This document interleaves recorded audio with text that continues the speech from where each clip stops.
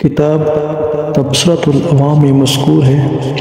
حکومت کی طرف سے محمد بن مسلمہ انصاری کو اس کام کے لیے بھیجا گیا تھا اور اس نے انہیں تیر مارا تھا،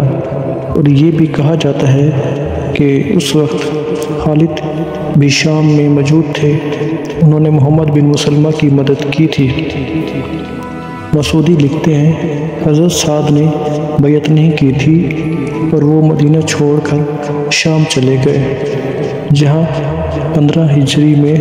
قتل کر دیے گئے۔ عذر گناہ بدتر از گناہ۔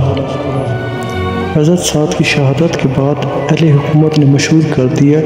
کہ انہیں جنات نے تیر مار کر قتل کر دیا تھا، اور پھر ایک شعر بنا کر جنات کی طرف منسوب کر دیا گیا کہ انہوں نے سعد کے قتل کے بعد یہ شعر پڑھا تھا: ہم نے قبیلہ خزرج کے سردار سعد بن عبادہ کو قتل کیا، ہم نے اس پر 2 تیر پھینکے، ہم نے ٹھیک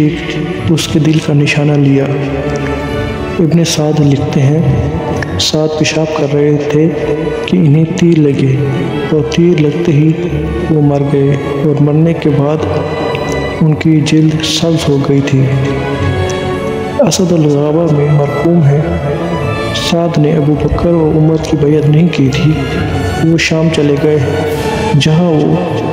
قرآن میں رہائش پذیر تھے، اور 15 ہجری کو ان کی وفات ہوئی۔ ان کی موت کے متعلق مورخین کا اتفاق یہ ہے کہ وہ غسل خانے میں مردہ پائے گئے تھے اور ان کا جسم سبز ہو گیا تھا۔ ان کی موت کا پتہ اس وقت چلا جب کنویں سے آوازیں بلند ہوئی، جبکہ کہنے والا کسی کو دکھائی نہ دیا، اور کنویں سے یہ شعر پڑھا گیا: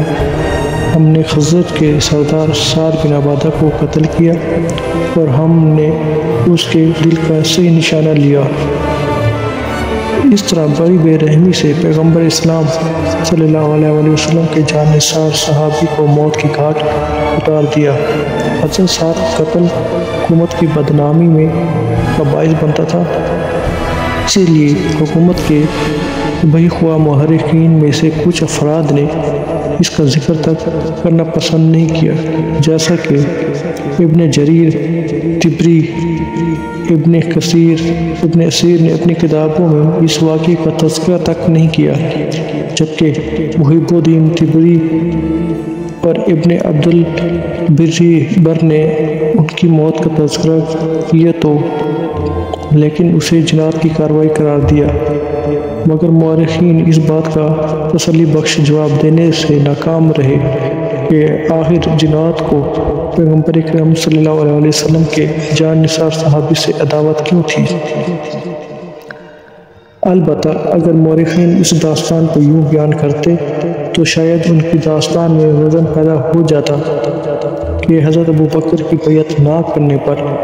صالح جنات کو سعد پر شدید غصہ آیا، اور انہوں نے ان کے دل کا نشانہ لے کر 2 تیر برسائے جو کہ ٹھیک اپنے نشانے پر لگے، اور ان کی وفات ہو گئی۔ ہم سمجھتے ہیں کہ اگر مورخین اپنی داستان میں یہ جملے لکھ دیتے تو ان کی داستان کی تکمیل ہو جاتی۔